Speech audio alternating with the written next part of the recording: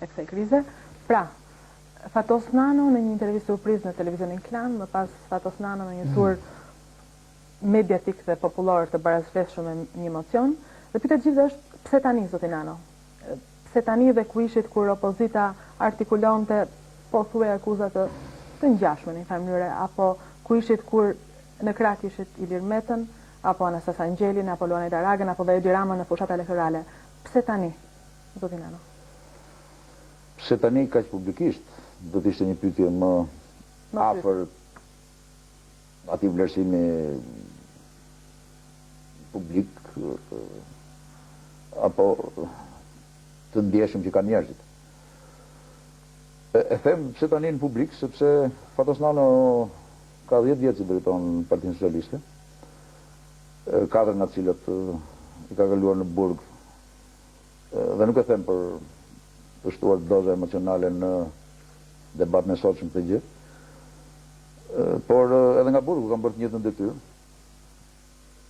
Kur të kem kohë më të ngjeshme një ditë, sepse jam ende në formë të plot për të bërë të gjitha detyrat që më kanë besuar votuesit në Partinë Socialiste apo në qytetarinë shqiptare,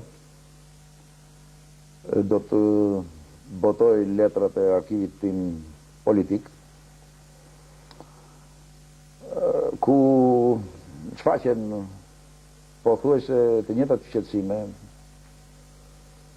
me të njëjtën natyrë faktesh për shokët e mi, për forumet drejtuese të Partisë Socialiste, edhe nga burgu. Madje letra e Angjelit që përmenda vjen pas një historie shumë të dhimbshme në marrëdhëniet e Angjelit me ish bashkëshorten time Regjina, në prag të emocionit të 96-s. Angjeli mbajti në shtëpinë time ku kishte vdekur dhe nëna, për të përcjell tek unë nëpërmjet Regjinës mesazhin jemi marrëveshë. Perëndia e di se si edhe ku merret vesh Angjeli, që nga Amerika deri te Berisha ishte fjalia, që në qoftë se Fatosi rri urt nga një muaj, do ta lirojmë nga burgu. Këtë janë dokumentuar edhe unë e kam në arkivin tim si një nga dokumentat që Angjeli pas ka gisht në mbajtjen time në burg të paktën. Dhe pastaj kur mocioni u bë publik, Angjeli kthe dhe në mënyrën më harbute, Regjina e ka fiksuar në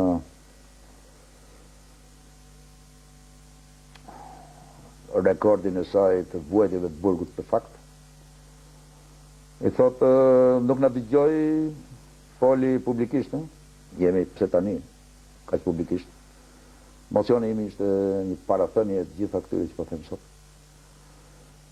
Tani që guxoj të hapi gojën, aty let kalbet.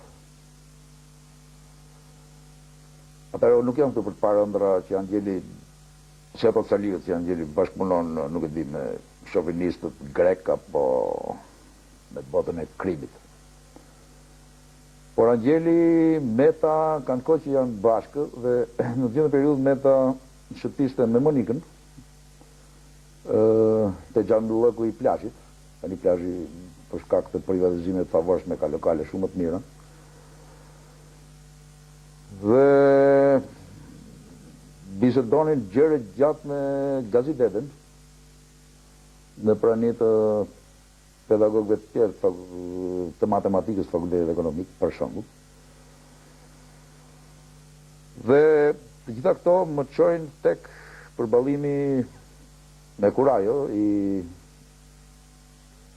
kësaj ndjeshmërie gjithashtu, që Fatos Nano ka shtruar gjithmonë me shumë përgjegjësi, me shumë maturi, në kohën e dur, të gjitha çështjet që unë kam vlerësuar për shkak të detyrës dhe të përvojës, të vuajtur gjithashtu, si kritike në jetën e Partisë Socialiste, në funksionimin e njerëzve përballë institucioneve të saj, në opozitë apo në pushtet. Madje të kujtoja një rast shumë domethënës të 91-shit kur në një aktivitet ndërkombëtar ku unë dhe Angjeli përfaqësonin Partinë Socialiste pranë Atinës. Angjeli më ftoi të takonim një mikun e tij, që unë e konsiderova edhe mik Shqipërisë, sepse ishte një sipërmarrës që kishte hyrë për prodhim konfeksionesh me material porocit, si që nga 85 në Shqipëri dhe ishim 91 në parantezë ishte me kualifikim ekonomik të Harvardit. Dhe mua më interesoi profesionalisht dhe politikisht për të kuptuar si kishte përballuar një sipërmarrës i huaj tranzicionin ton në fundin e regjimit komunist dhe në fillimin e shoqërisë demokratike, i cili të dyve nga dha një mesazh të përvojës tij profesionale dhe të jetës.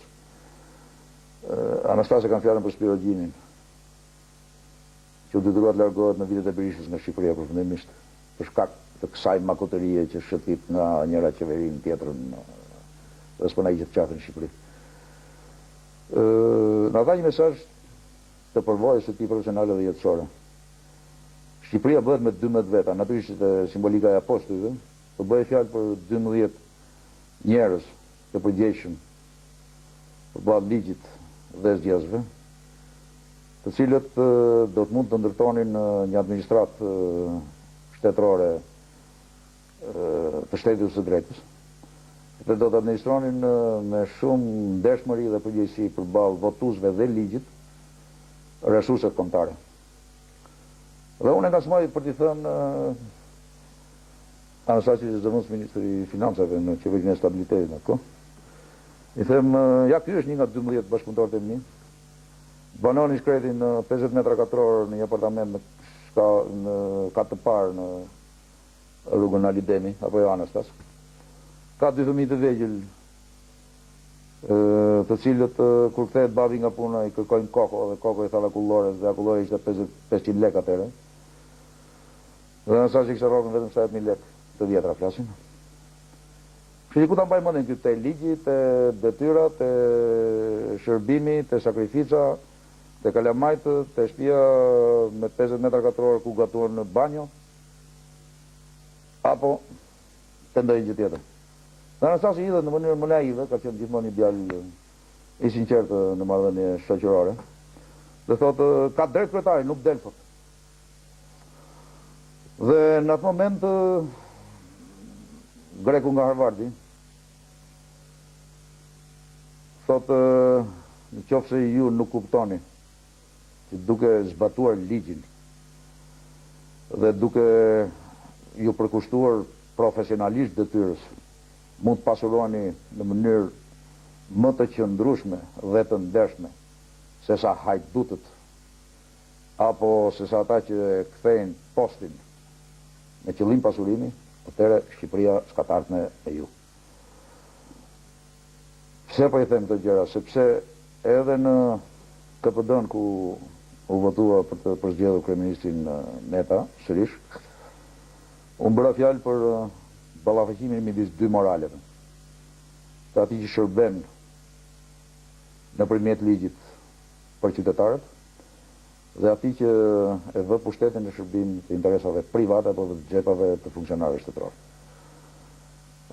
Këtë gjë e thash dhe tani kur fola për një krizë morale, për dy palë, për dy qëndrime ndaj detyrës, ndaj ligjit, ndaj pushtetit.